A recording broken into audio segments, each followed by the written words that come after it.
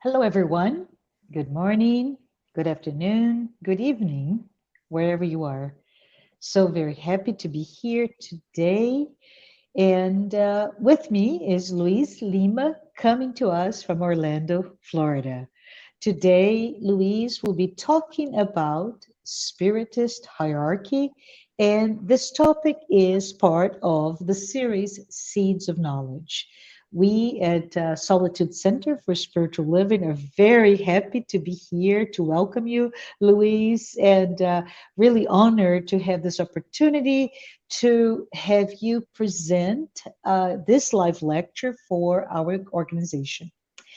If this is the first time that you listen from us, just real briefly, I wanted to introduce our organization because it's a very, very young organization. It's almost a year old.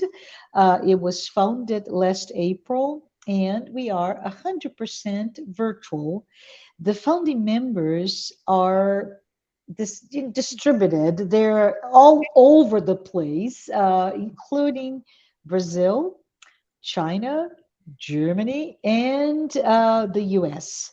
We with the Solitude Center for Spiritual Living, we present lectures, we conduct study groups, and we also provide consoling messages in English, Portuguese, and very soon in German as well. The work of our group is based on the vast Spiritist literature and under the tutelage of Joanna de Angelis. I want at this point to introduce Luis Lima for those who may not know him. Luis has begun his journey in Spiritism since 1990 as a very serious, committed researcher on the scientific aspects of Spiritism. Luis has been facilitating the studies of how to bridge science and Spiritism in both languages, Portuguese and English.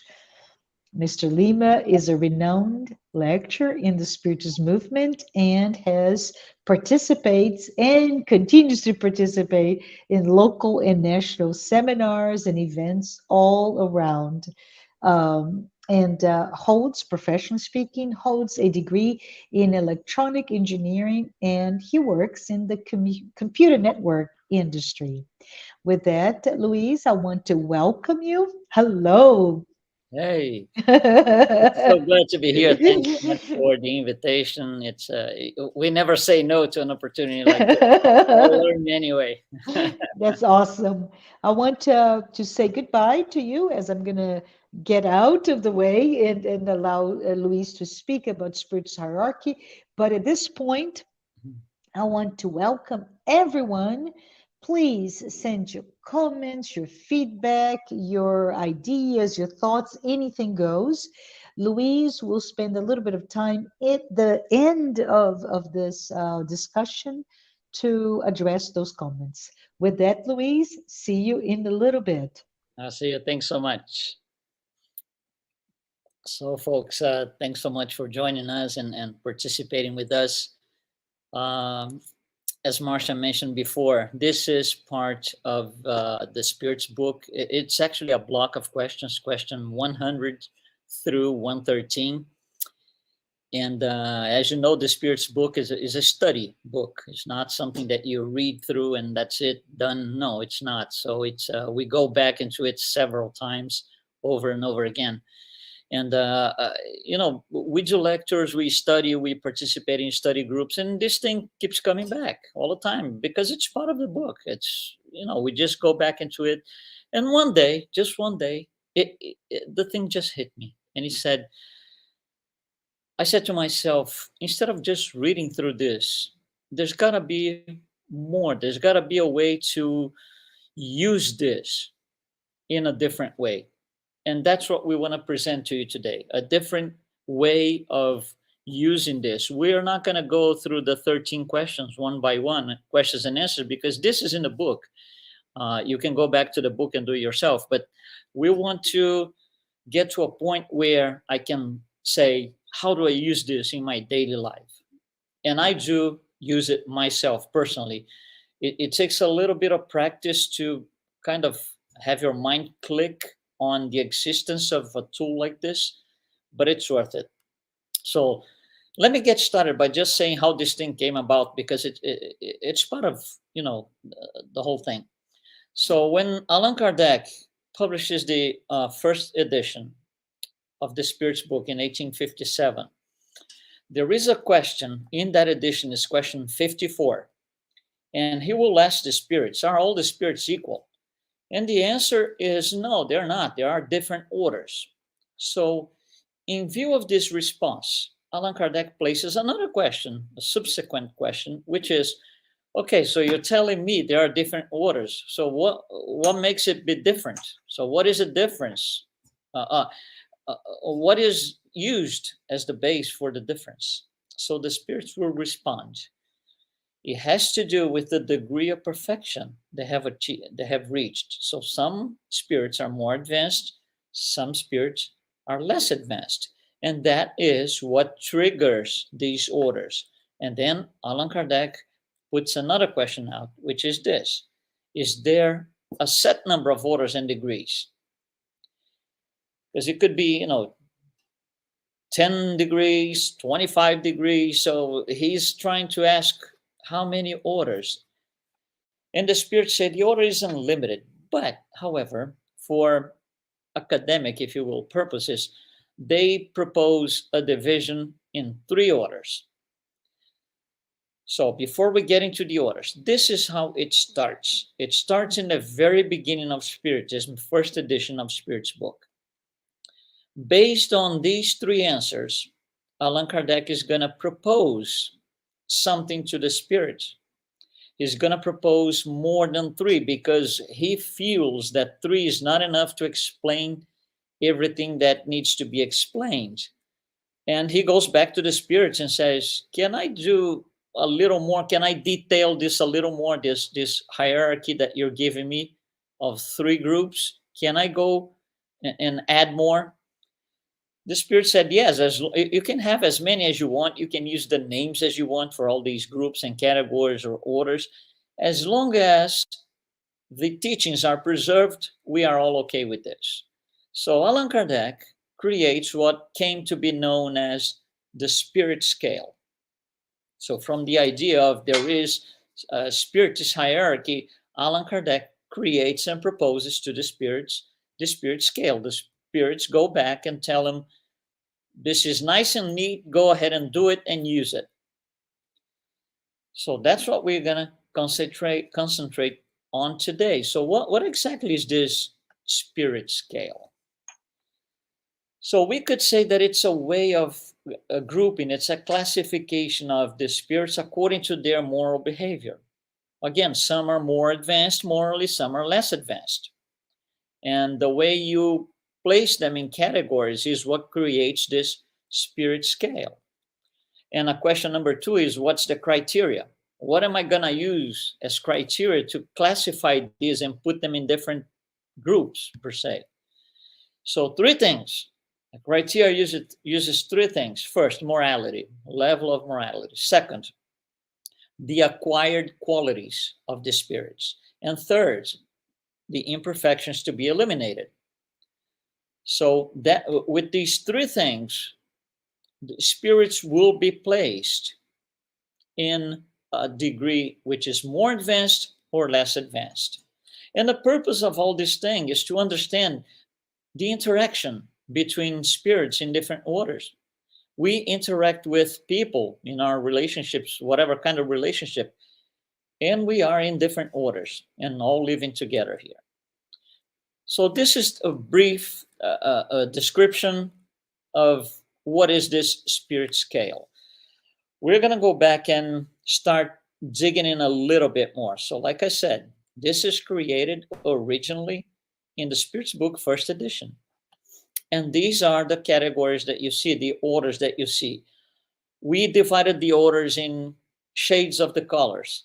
So the red ones are 3rd order spirits, the green one in the middle, 2nd order, and the blue ones, 1st order spirits. So this, what you see here, these 5 boxes, this is the original classification. in the first edition of the Spirits book.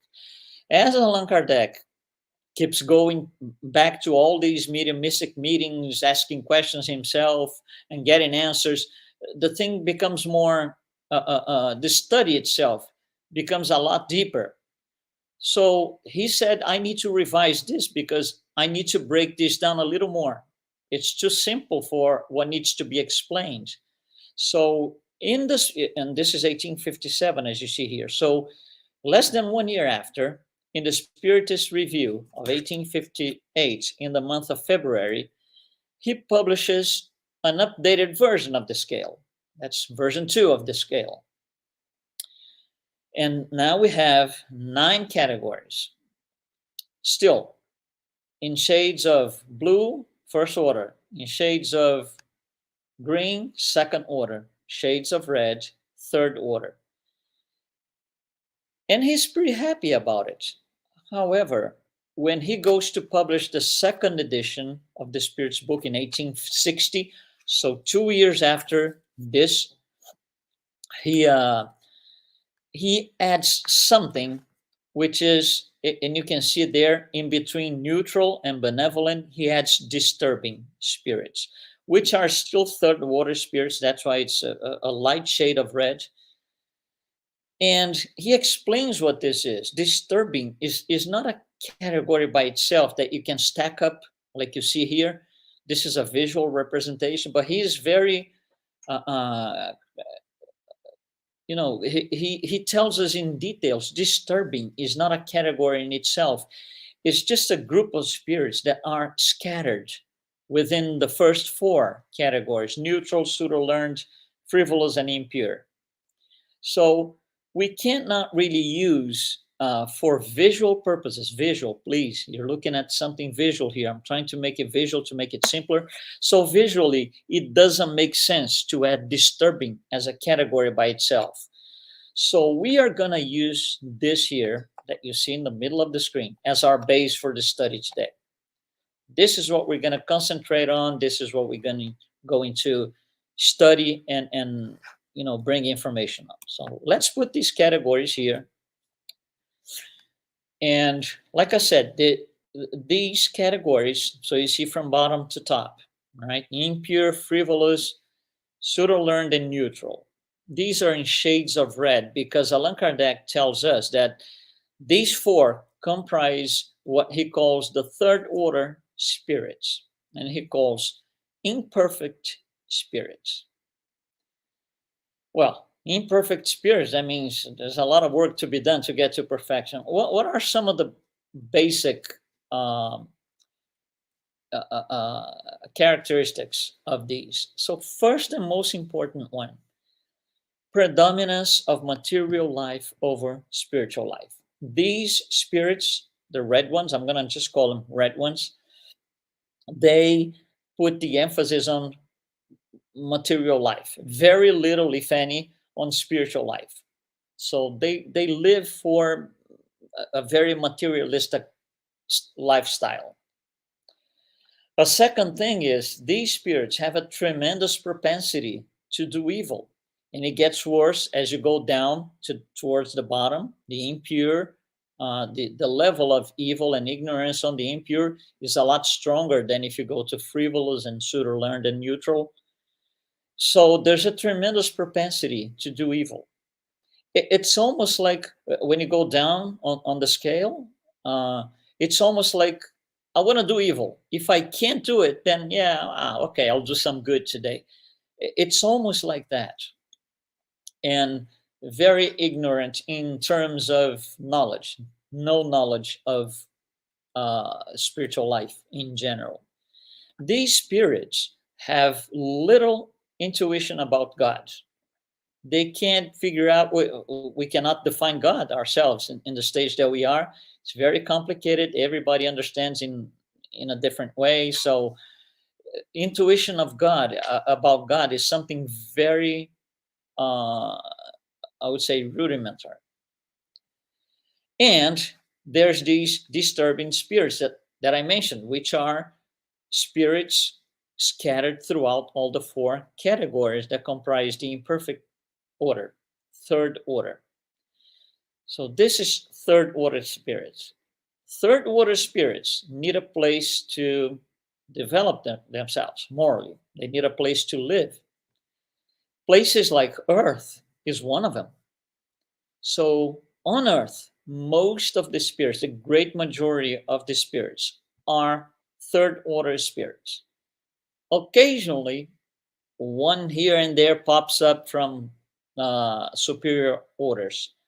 So let's see what the next order up is. It's called second order, and Allan Kardec tells us these are good spirits. What are some of the characteristics of good spirits? First and most important, which goes against the third order spirits, a predominant life is spiritual, not material. So spiritual life is much more important than material life.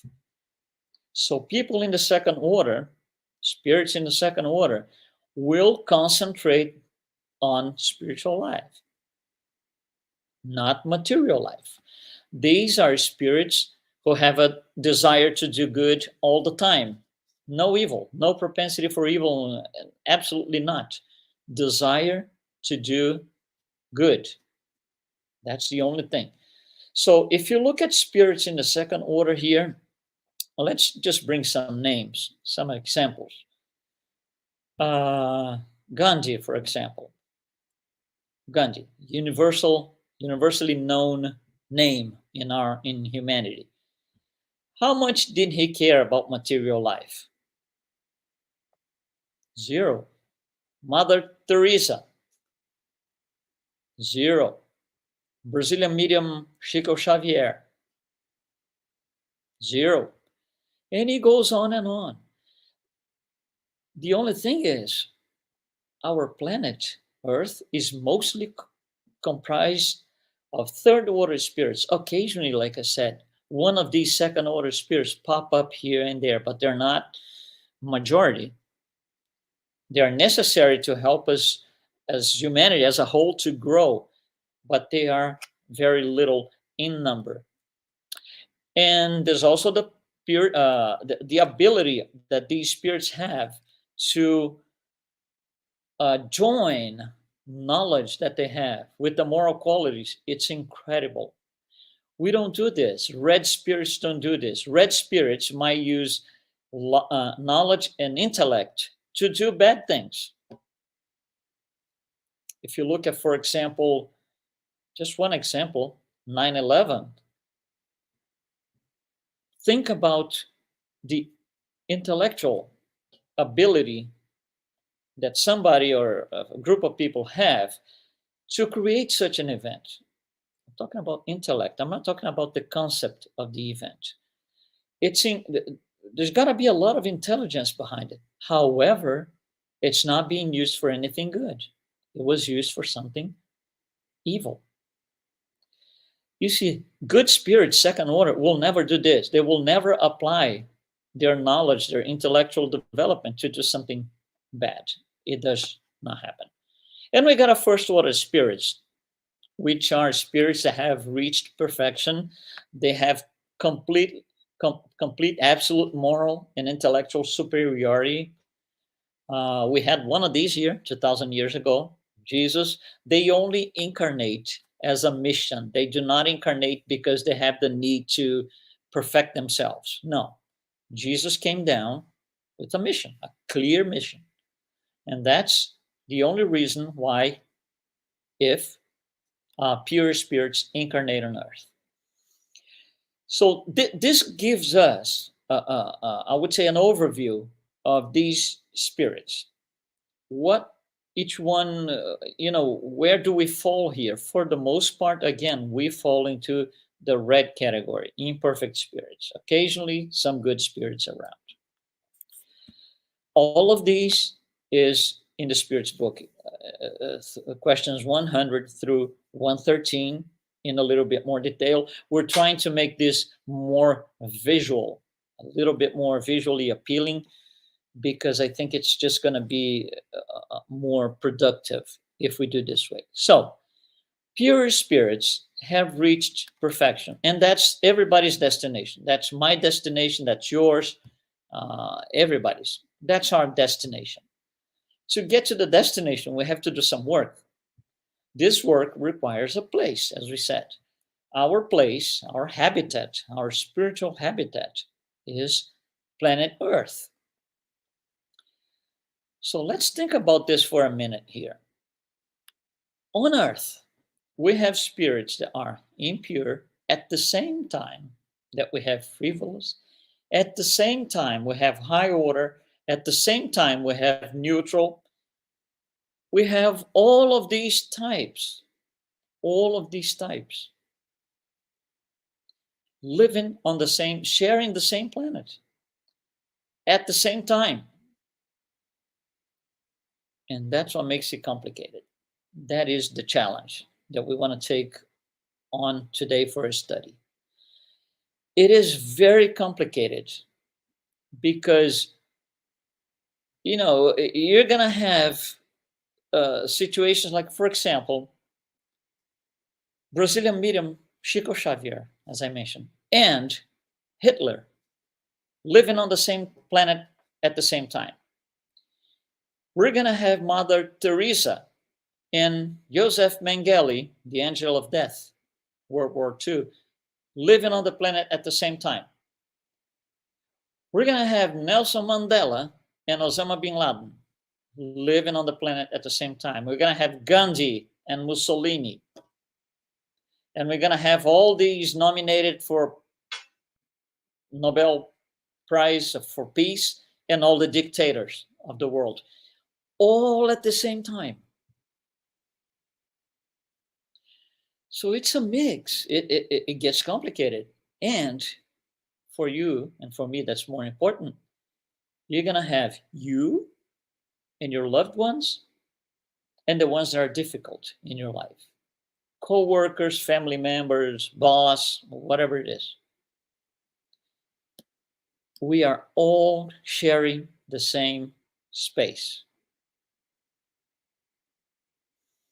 If we were all on the planet, if we were all within the same category, it would be easier, but it wouldn't even be fair. Because if we don't have people more advanced than us, we don't have a goal. We don't have a reference to follow. And if we don't have anybody under us, we are not helping anybody. You see, let's just say that you are, let's just say, pseudo-learned.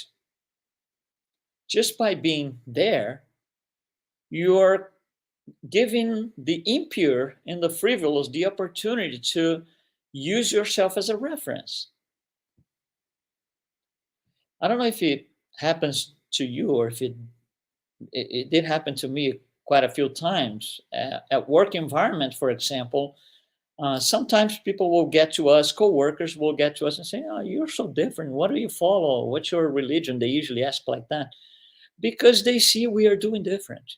So you see, they are trying to understand or trying to see where they are in comparison to us. So us being, like I said, example, pseudo-learned, we are in a position to help those under us, frivolous and impure.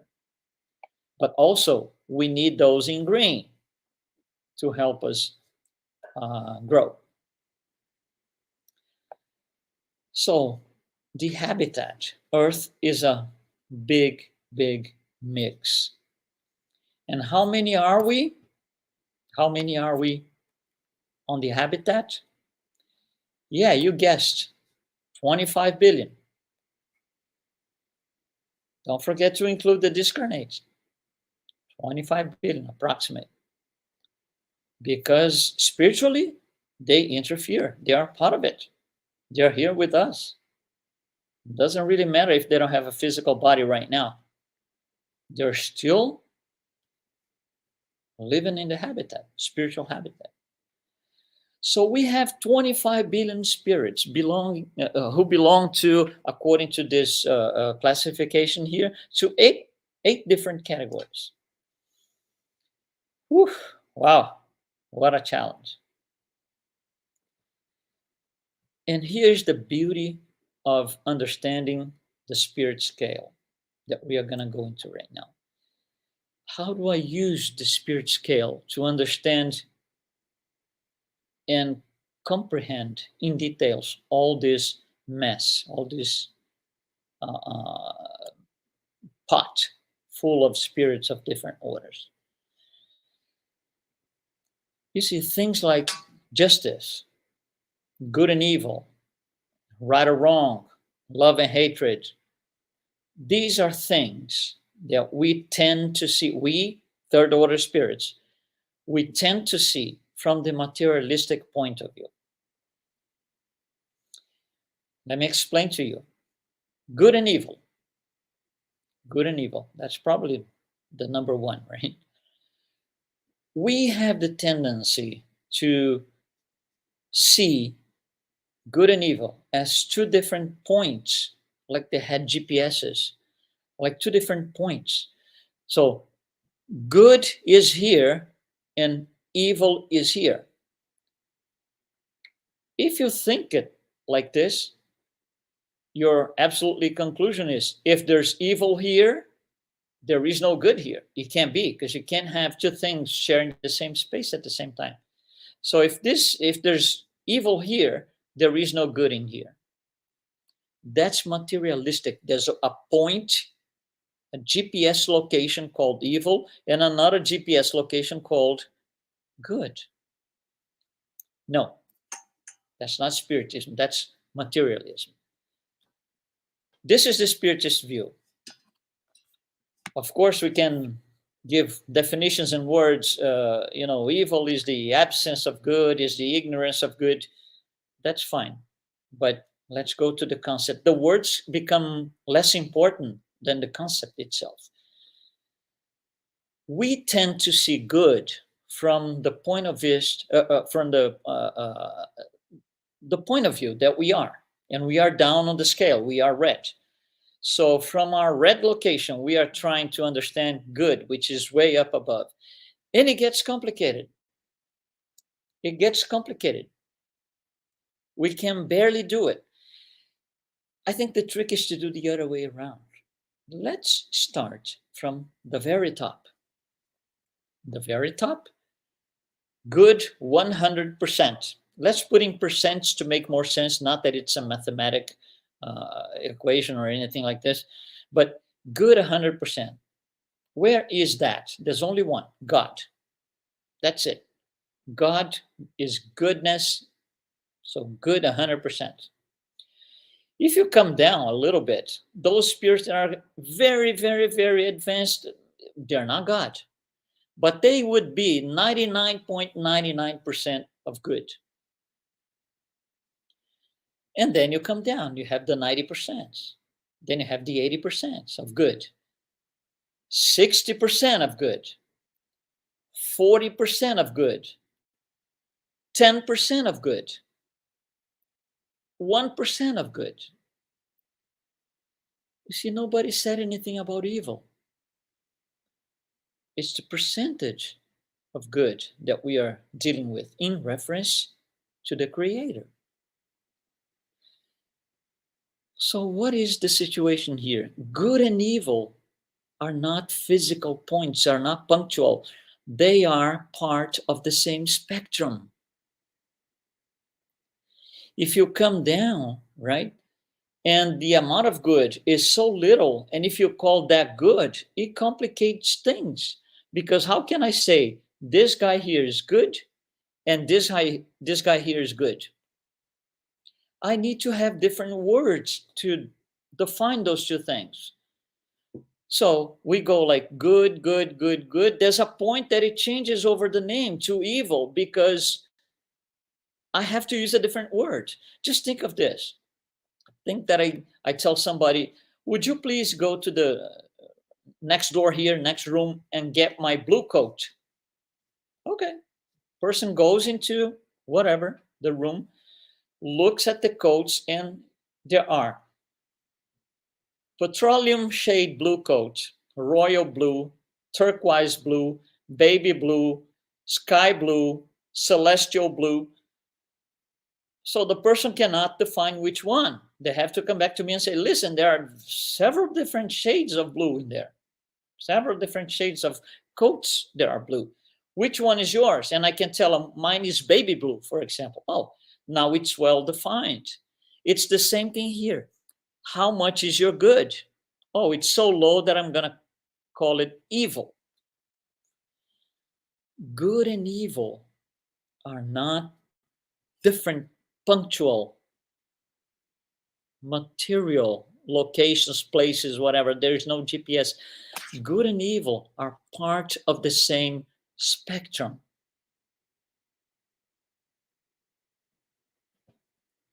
Very important. So when you look at this picture, this is a picture for us to have in our minds.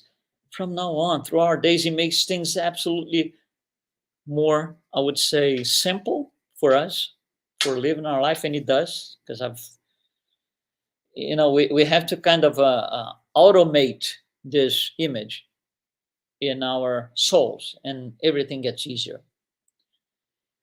So it's not that evil is there on that part of the world and good is on another part of the world. No, we are all living on the same habitat at the same time. Good and evil are part of the same spectrum. And so is right and wrong. There is no, I am right, you're wrong, in the full sense of the word. No. I know more, I know less. I know more, I know less. But good and evil, wrong and right are part of the same spectrum. Love and hatred. Love and hatred, same thing. Same thing. Love is at the top of the scale, hatred is at the bottom of the scale. But they belong to the same spectrum. They are part of the same spectrum. So this is love, unconditional love, a lot of love, love, love, love, love, love, love, very little love. We got to call it something else. We call hatred. Love and hatred are part of the same spectrum. Here's another one, heaven and hell. I'm happier, I'm unhappy. I'm happy, I'm unhappy. But they're part of the same spectrum. It's not that hell is physically on this location. I don't like this location anymore, so I'm going to take my stuff, pack up, and move here because heaven is here. No. It's not. This is the materialistic approach. Spiritism is non-materialistic, completely, 100%. We're trying to explain that to you in a visual form here. So I'm happy, I'm unhappy, but it's part of the happiness spectrum. At the top, we call heaven or bliss or whatever, paradise, whatever you want to call. At the bottom, we call hell or anything in that sense.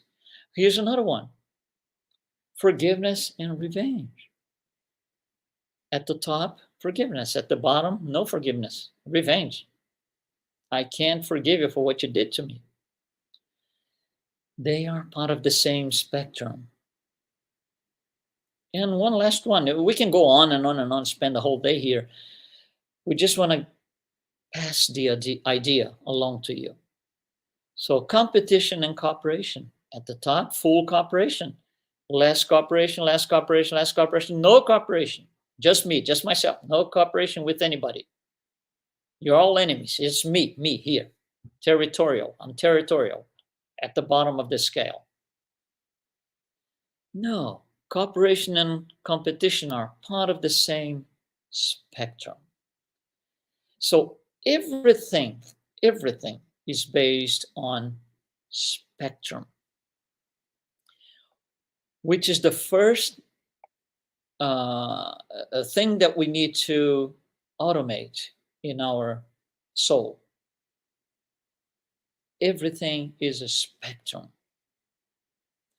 Let's get away from this and that, or these opposing things. One is here, the other is here. This is punctual, materialistic. If we consider things like this, materialistic, there's going to be a lot of suffering because there's no understanding. There's no understanding, there's suffering. So think about that. Do the exercise yourself. I gave you 6 of these dualities here. You can pick any. You can do your own list of these things. And then let's go to the next level here. Let's clear up the screen a little bit. So let's just say somebody comes to you and they are low on the scale. Let's just say they are frivolous. They're frivolous.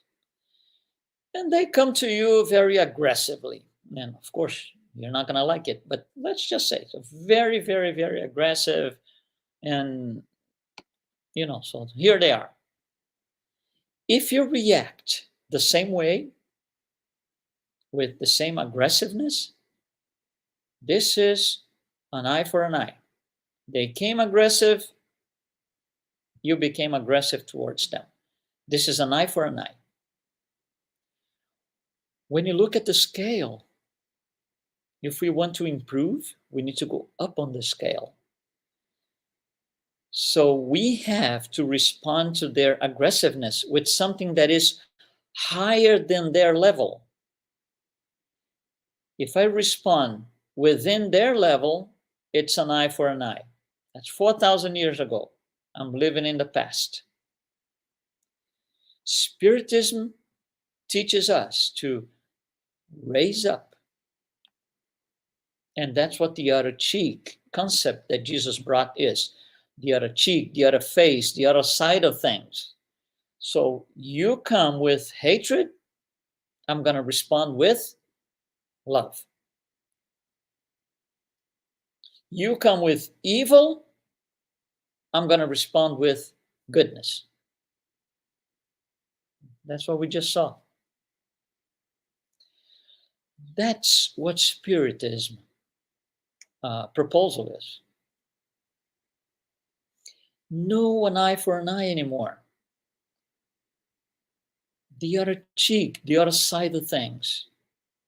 That's exactly what Jesus brought to us. Think about this. Think about this. So when somebody gets aggressive to you, the only thing you might not have your strategy set up because it might happen very fast. But the only thing you know is no aggressiveness. That's the only thing you know. No aggressiveness. If they are here, I'm going to respond at least from here up. At least. Raise up the other cheek, the other side of things.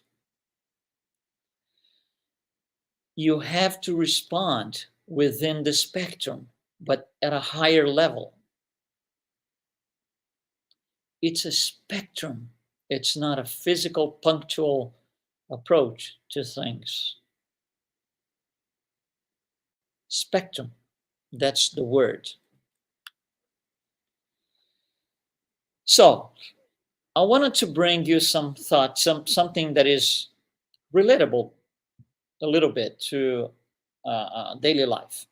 So let's clear this. Let's leave just the red guys here.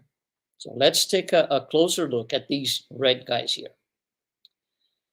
So we're going to bring 7 points for discussion, and you can bring your own points later.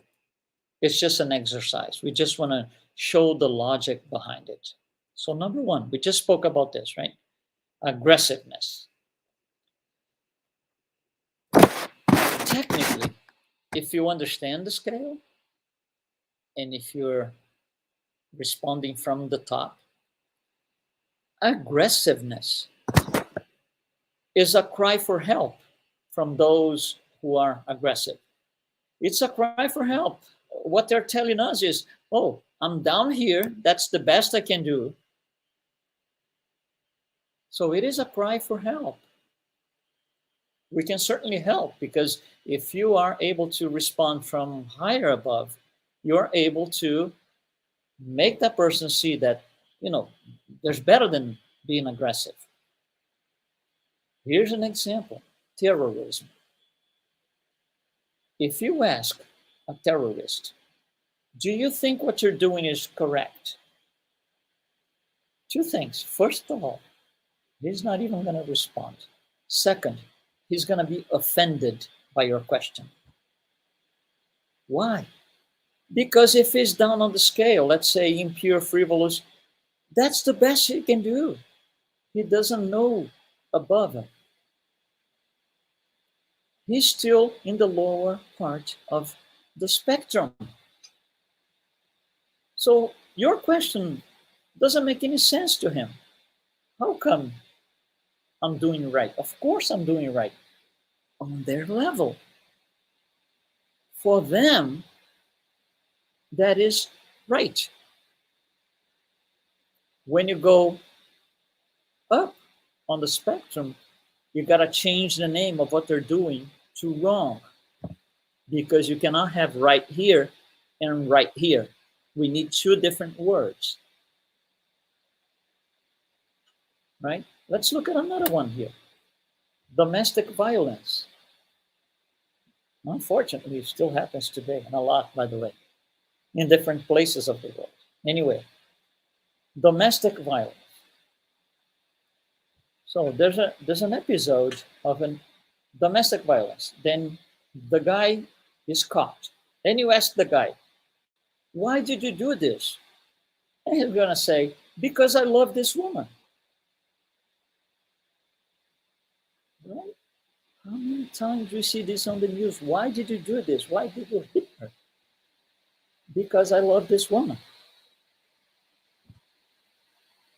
Love this woman, not love this woman. This is, for him, it's the reference. So that brings us to the next step. Brings us to the next step. Love is here, right? Love is here. Hatred is here. So we keep coming down. 100% love, unconditional. 99, 90, 60, hatred. Where is the turning point? Where is the inflection point that we change the name from love to hatred? Surprisingly, it's not at the middle of the scale. It is where you are. So for some people, those who are here, from here down, it's hatred. From here up is love. It's where we are. We use our own reference. That's the case here. Domestic violence here, down here. Oh, I love this woman. I love so much that I did that. Hopefully it's becoming clear. This is no politics in the sense of a citizen. But if, for example, time for elections of anything, a small group, a state, country, it doesn't matter. Elections. When you go to vote on something, let's take a big picture here. You're going to vote for the leader of your country. If you're going to vote for those and you look at the scale,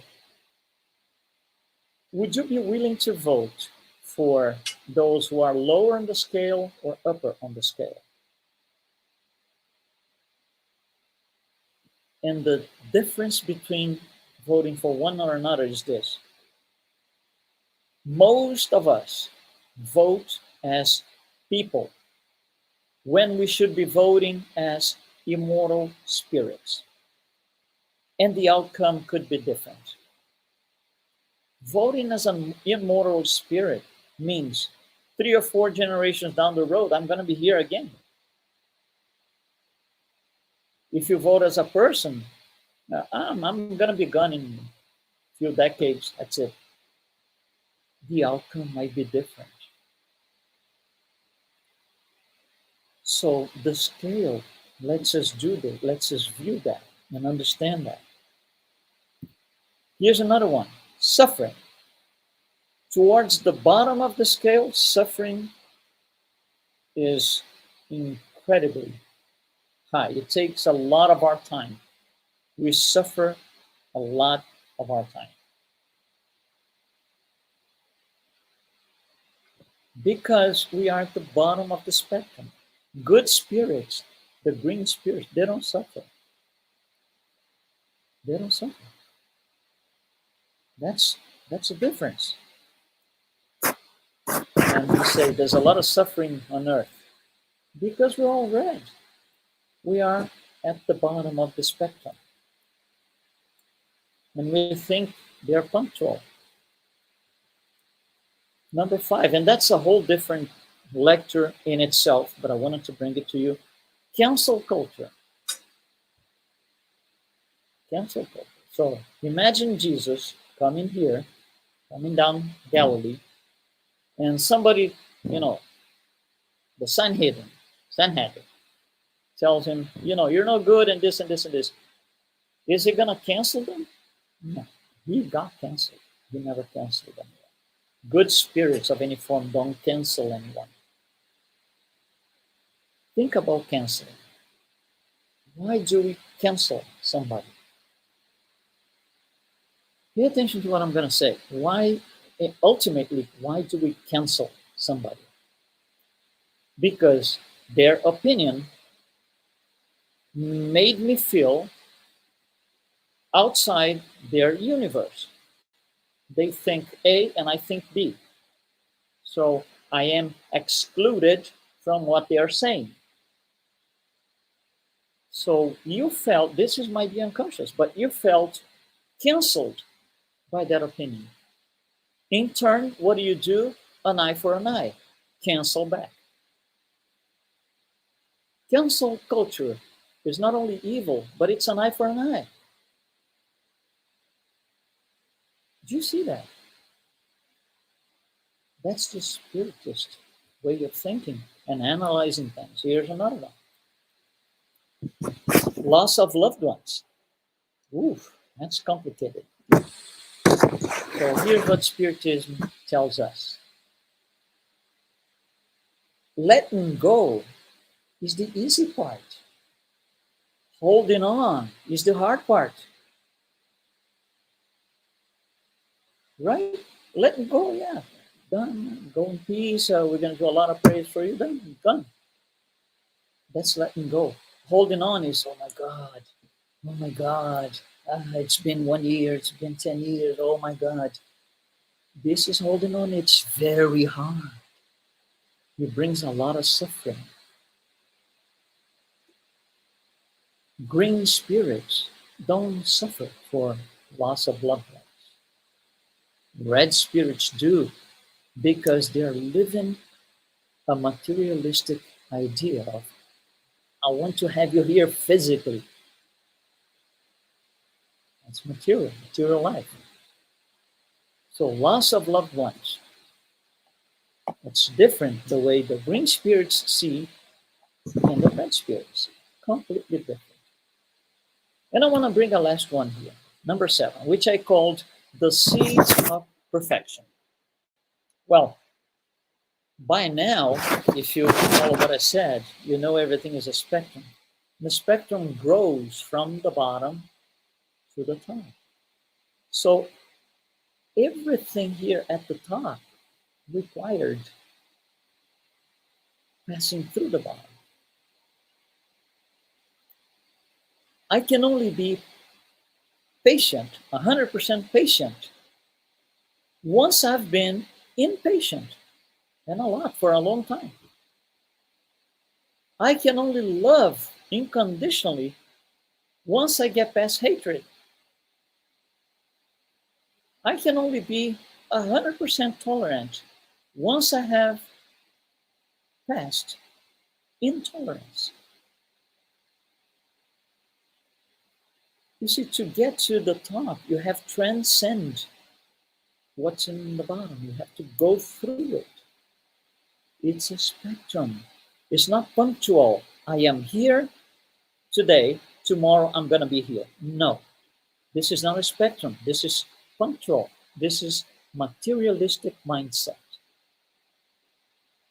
So in every perfection of any of these things, love and charity and tolerance and patience, in all of these things, the seed that took us to that tree started from the bottom.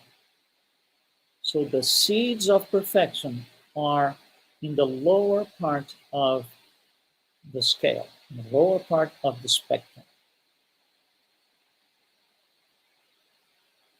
You see, for example, Carl Jung.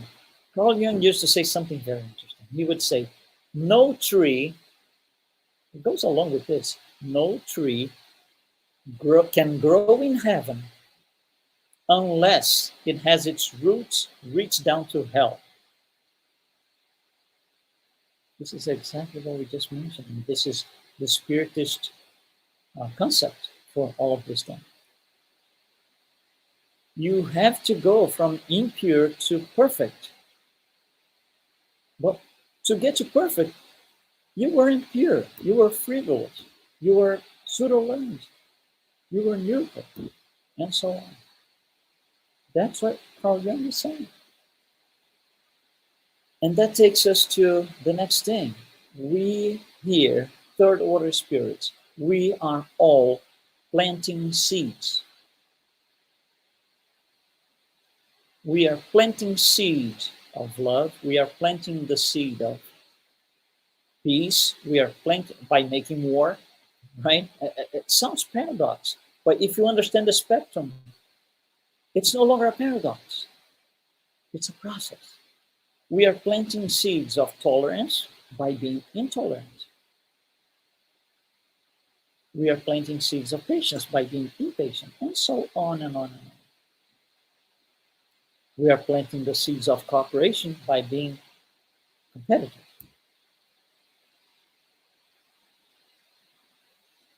Think about this. Think about all of this. It's food for thought. It's something that we should take into the pillow tonight, right? Reflect upon and use for our own life. I gave you some examples here on how I use it for myself. And yes, I started using this maybe about 10 years ago or so, and it made a tremendous difference for me. Because every situation that I face, I go, hold on, hold on, hold on. Which spectrum am I? This. Okay, so I am in this situation with this person. I need to be up. No an eye for an eye, nothing like this anymore. So thank you very much for joining us today. If you have any questions, we'll take them. We'll be here for a little bit. So thanks so much.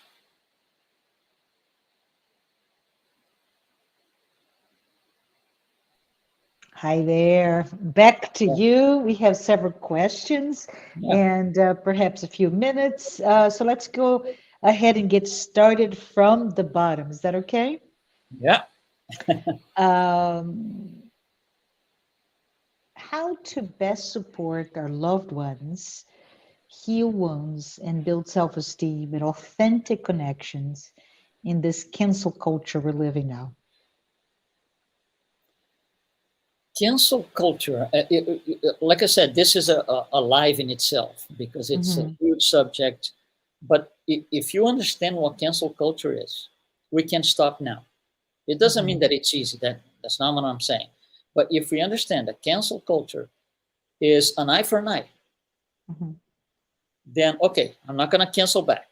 Stop. Now, why am I feeling left out? So we got to go through the source. Oh, because this person has this, whatever, political view, social view, whatever it is. And I don't have the same view. So we don't share the same opinion. So why don't we share the same opinion? Either because we are in different levels. We are in different levels. And that's all it is. And we are still 2 of the 25 billion people on the habitat. Canceling back doesn't help anything. It makes it worse. It makes it worse for us and for the whole society. So that there's really no point in cancel culture. It's an evil thing with no result whatsoever for anybody. Yeah. So we gotta stop with that. Yeah, if I may, Luis, because this is a point, right? When we talk about aggression and different types of um, expressions of how immature, unaware spirits we are, at the third spirit, third order spirits. And I feel that we're going to this culture, counterculture of, on one hand, I don't Mhm, want to talk to you, see you if you don't look, behave, or say things like I do. And we've seen that in a vastly divided, polarized society. And it's not mhm, just the US or Brazil or another country in Europe. It is everywhere. This very polarized yes, life, and I attribute probably with social media channels that allows us to aggregate mhm, or congregate people of the same thoughts. But the interesting thing is, I think, and this is just a flight of fancy here, Louise. I think that at some point we all fought to fit in, mhm, right? Fit in, just to accept me and allow me to show up. And now this cancel culture is really highlighting the fact that that's not enough. We really need to belong, to be part of, which goes back to Jesus, mhm, right?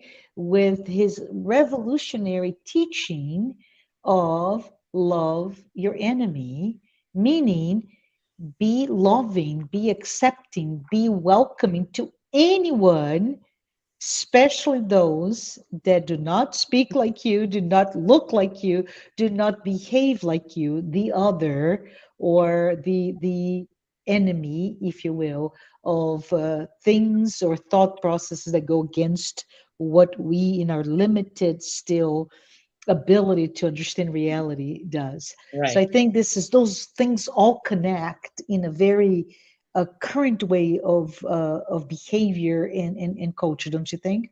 Right. Yes, and you were talking about Jesus in love. Hmm. You see, you gotta love to make yourself lovable. Yes, yes. If you want It's to be loved, yeah, you need to love. If you don't want to be yes, canceled, you can cancel. yes, yes. Absolutely, love So it. it's the other side of the spectrum. Hmm. It's not on the same line because that's an eye for an eye. Yeah, yeah. And it demonstrates how childlike we are, how in still in infancy in Yeah. terms of that path toward perfection that one day we'll get as first order spirits, right? And infancy means being one of the red ones. Yes, yes. So let me go to another one. I think I don't know. Let me just I'm just keep looking. There's so many comments here, and this is just a um, tidbit for all of us, right? You talked about domestic violence, Yeah. and the World Health Organization estimates that globally, 1 in 3 or 30% of all women worldwide have been subjected to either physical and or sexual intimate partner violence or non-partner sexual violence in their lifetime. So this is really, really terrible And to I'm gonna see. add something else. Hmm. What's being referred here to is physical. How about Hmm. emotional? How about spiritual? Correct.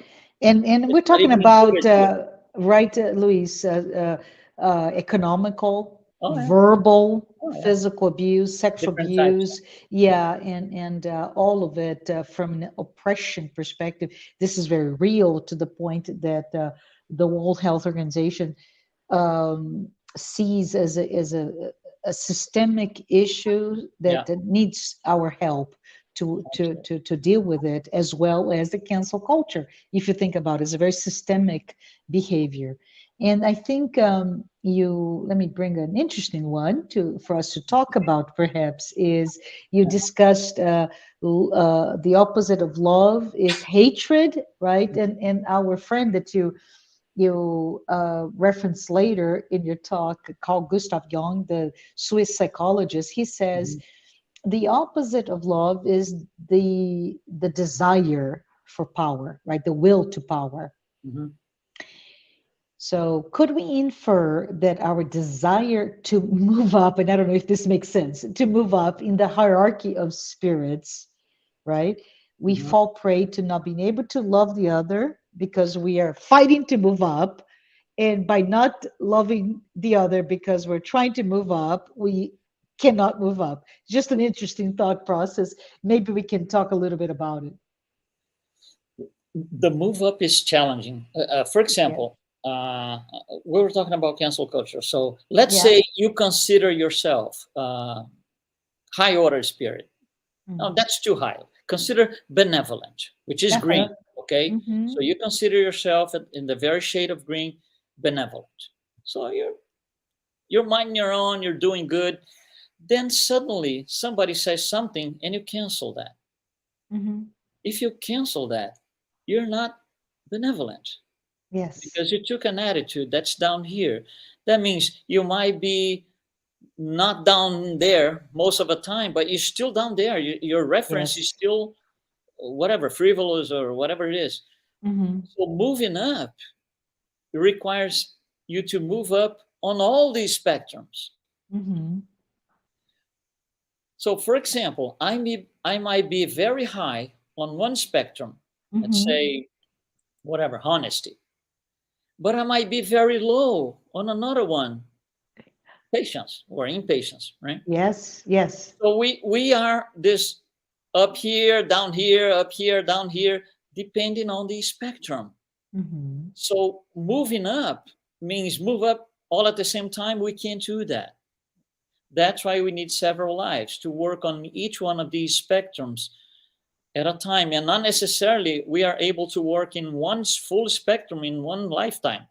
One Correct. spectrum might take 30 lifetimes to, Yeah. Yeah. get me up. So the idea of moving up,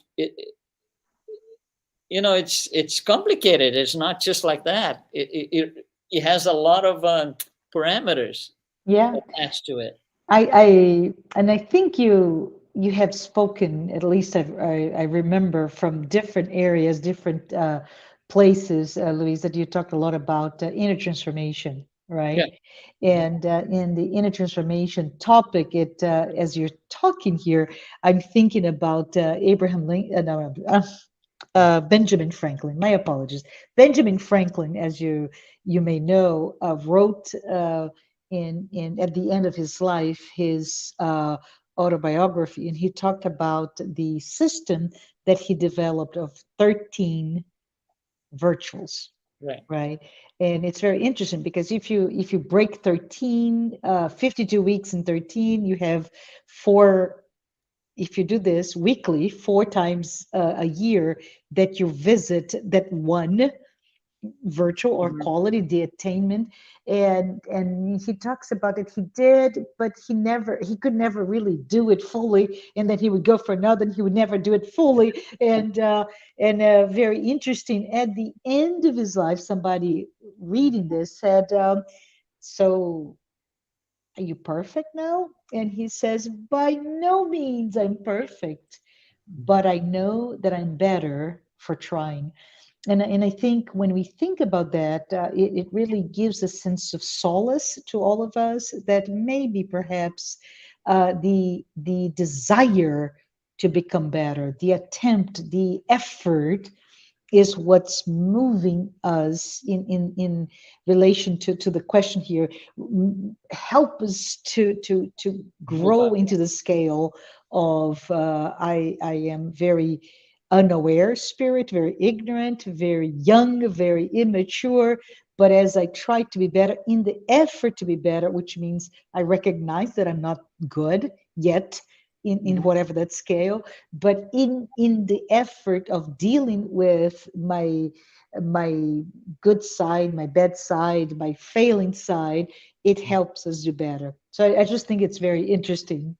It is, and also before moving up, you have to have the desire to not move down, to not make incursions into the lower Yes, yes, zone. very interesting, very interesting. So let's look into another one, which is how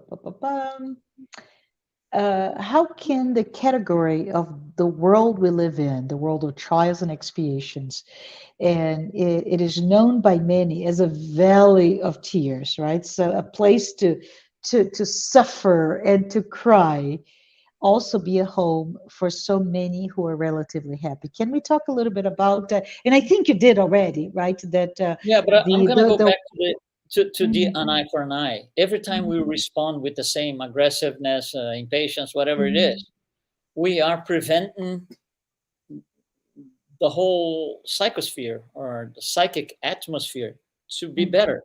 mhm. So how can we get away from a valley of tears? By stopping, recycling the same negative energy. Yeah, So that's what the other cheek means that yeah, Jesus taught. You come with hatred. I'm not going to put hatred towards you, back to you. No, I'm going to do something better than hatred, which is love. And so it's, every time we respond with the same energy, we keep the energy. yes. And I think it's very interesting. Yeah, Yeah. like I'm passing a ball to you. Let's say it's very hot. Mm. When I throw to you, you get it. It's very hot. If you throw back to me, it's still very hot. It doesn't get any cold. Love it. And throwing a hot bowl, hot potato, whatever, Yeah, you're yeah, burning yourself to begin with, right? So we are yeah. in all this interesting phenomenon of I hurt, therefore I want to hurt you, and I cause your hurt, then you want to hurt me back, and that's it's a cycle. It loops. It's an Yes, infinite loop. yes, yes. But I think what I also would like perhaps to bring about here in this comment, right, about the world of trials of and expiations. If we think in terms, this is very academic, right? The world and the psychosphere, which is the, if you will, the elevation of the entire world, and how do we fit in? How do we go together?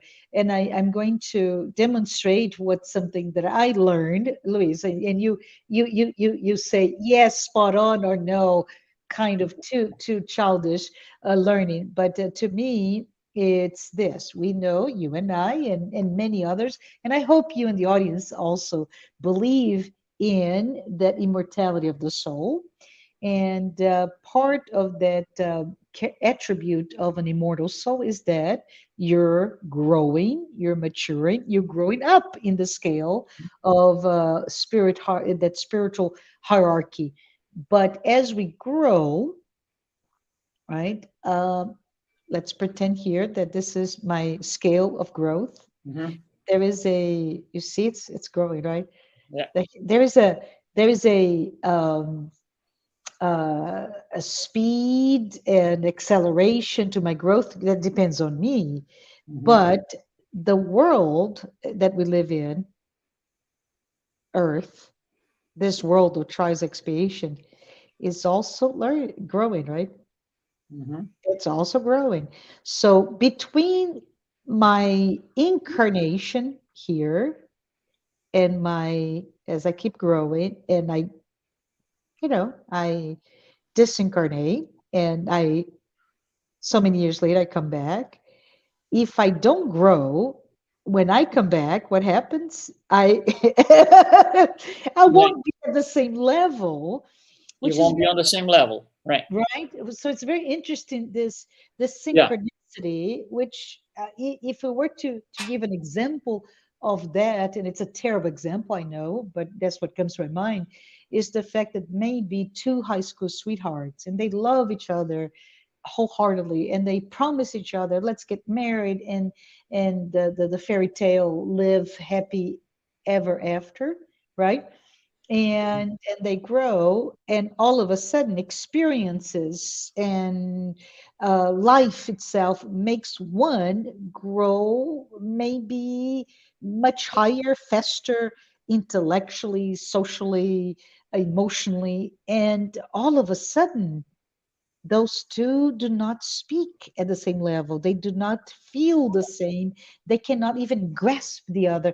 And I think it's an example of what can happen to us where it's my free will. I can decide what I want to do, but I actually get stuck in my example of not doing better, right? And behaving as I know in my whatever level, the band that you showed so well that I am at, and it's okay. But the life moves on, right? Life happens, and we may just get caught in stuck in that level on our own accord. Yeah, I think the scale is dynamic itself in the sense that it's not the same for every planet. For example, Jupiter. Correct. You don't Yeah. have reds in Jupiter. Yes. So the lowest level in Jupiter, the absolutely worst people in Jupiter, they're still benevolent Yeah, from that's our point of view. beautiful. Yeah, For them, it's awful. Oh, those benevolent guys. Oh my God. For us, oh, bring them, please. Let's have yes, them here. yeah, So it's dynamic. And yeah, on worlds of trials and expiations, like you said, the red it's thick. If you yeah, think about it, if you think yeah, about it, the geometry of the scale, the blocks, the little blocks, it's thick. yeah, The greens are tiny and the pure is a line. It, yeah. Not many but yeah, examples. it's Yeah, dynamic. So yeah, the thickness of the blocks is different for every orb. yeah. Another example of that in our lives is if we think today, right, Louise, if we think perhaps of, I don't know, somebody insulted my family, therefore I'm going to grab I don't know, a sword or a gun and call that person for a duel where we're going to just Yeah, fight each other, which is completely unthinkable. It's unthinkable to think of that. Well, just forget about it, right? um, but it was accepted not so long ago. And still, if we think about perhaps, right, I'm vegetarian, so I don't eat animal protein. mhm, And the mere thought of a hunt, like the fox hunt, that was so dignified and prevalent yeah, in England, say, or the bullfights in Spain, right, or any of those aggression, it hurts my sensitivity on my own choices of living my life. And but if you think in terms of the time that those activities are being in the cultural aspects of what is that inserted on, there is no question, am I doing something wrong or not? So I think what you said now about the scale shifts is very interesting. mhm, A lion or lioness in this case, when it hunts the gazelle, doesn't stop to think, oh my goodness, yeah, am I doing the right thing by killing that baby gazelle? Right. But me thinking about somebody going to, I don't know where gazelles are, maybe somebody going to a safari in Africa, paying for the permit and getting there to shoot the gazelle, to me is highly, highly today very, very, yeah. Responsibility ties into the knowledge. Yeah. yes, yes. So I think it's very Yeah, interesting that. it's like I mentioned the terrorist. Hmm. How come am I doing the wrong thing? If Hmm. you ask him, Yeah, he's gonna yeah, be yeah, offended by your yeah, question. Of yeah, course, it's right what he's doing from his perspective. yeah, You yeah. know? Very good. I think we have time for one more question. Yeah. So, in Matthew chapter 5, the Bible tells us to be the salt and the light of the earth and to let your light so shine before men. Can we do that if we're mostly third order of spirits? If so, Louise, what? Tell us all. What can we do differently to be the salt and the light of the earth? I Yeah, love that third quote, by order the way. spirits don't have Yeah. light. If you look at the book, translation would be "I Came Back" by Spirit Brother X, Hmm. right? Which is a Uh, great book, by the way. yeah, he thought he was the latest and the greatest. He was actually a very active person in the Spiritist movement in Brazil. So he Hmm. discarnates and he's all happy because he's gonna, shake hands with God, and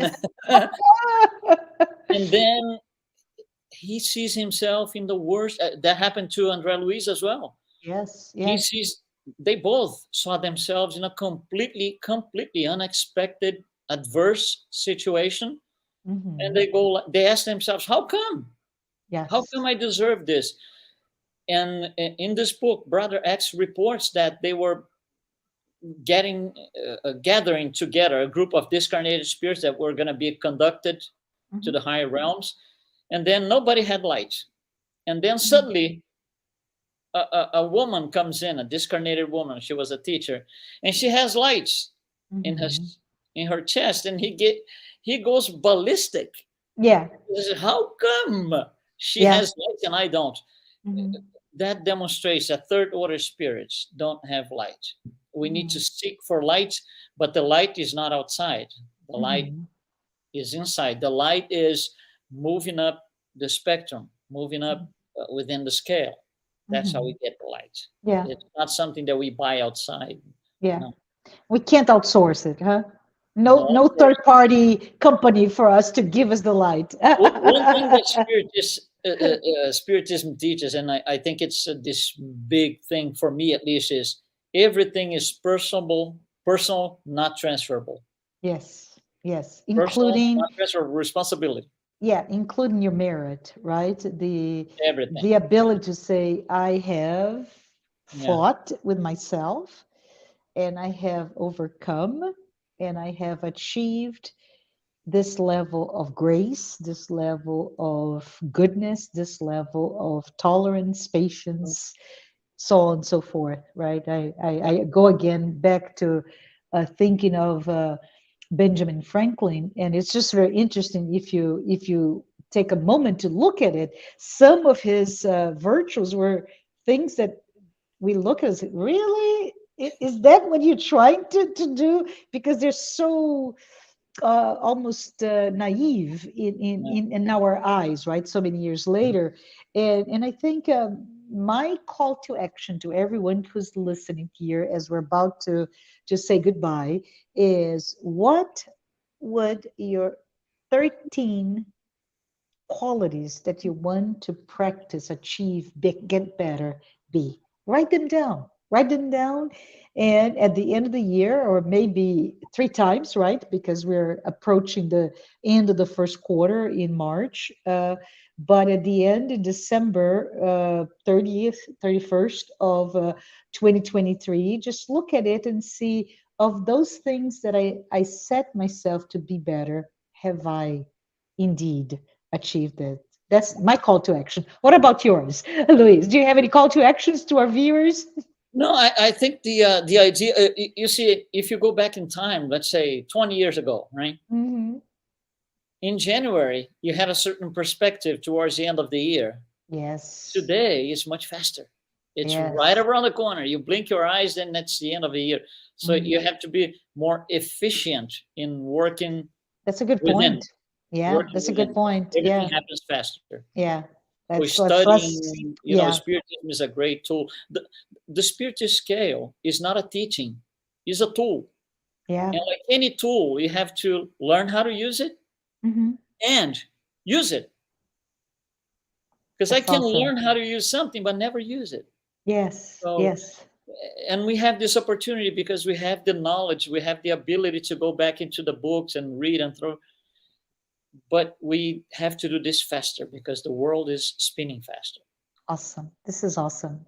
Thank you so much, Luis. We're approaching the end, and I want to say thank you. Hope to see you soon back to us. And until then, I would ask, would you be so kind to end with a small prayer?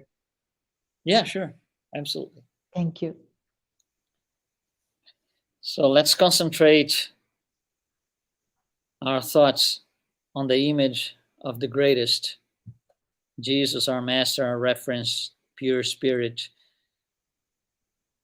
Jesus, that you can be with us all the time, especially those who are still in the beginning of their journey. Most of them, several of them, still in prisons. Some don't even know why they're in prison. They don't think they got anything wrong. They can be consoled and they can be served by the high order spirits to guide them through their journey. Same for those in hospitals.